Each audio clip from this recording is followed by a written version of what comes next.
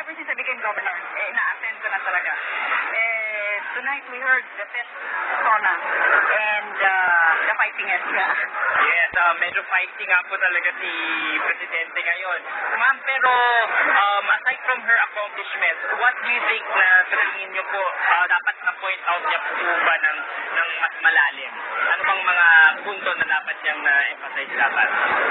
I wouldn't want to point out anong mga dapat ginawa niya na hindi nagawa. What I'd like really to point out is that it was a very appropriate State of the Nation address which she delivered after 8 years serving as president. She was able to present all of the accomplishments in these 8 years in very real facts and figures. And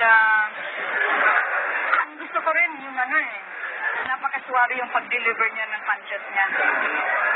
Parang si Manny Pacquiao po, no? Diretso, straight to the point, but delivered in a very classy manner. Yes, that's always expected of her naman po every year. So, ma'am, what do you hope for sa last term ni President Gloria Macapagal Arroyo? That this country continues in its very clear growth.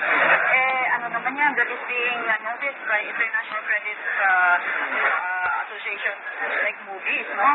And that the insurgency war that she declared, which I also declared, will continue to be won. Nakikita natin in the entire country, we are winning this fight against the insurgency.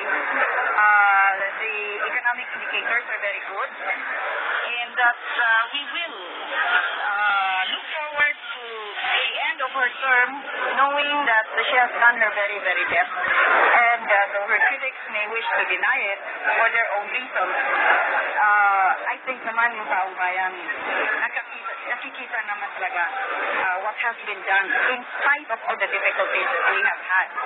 Not of her own making. Yung iba naman, karamihan inherited yun eh. But she has done admirably well under the most difficult of circumstances and under the most harsh criticisms that have been hurled at her. Tito Jamie, tanong po ba kayo kay Gobernadora? Ayong gabi, Boss. May gabi, Jay. Kumusta? Ay, gano'n sa Diyos niya ba? Kaya lang, yung there was not a categorical statement. Pinag-uusapan namin dito sa studio. Pagkapat sinabi niya na I have not entertained the thought of, ano ba yung sabi niya? I have never expressed my desire to extend my term of office.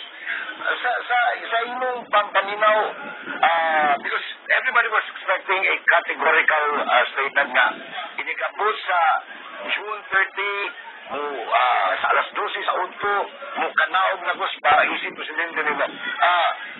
Was he trying to say something, or it's just a way of saying I will step down?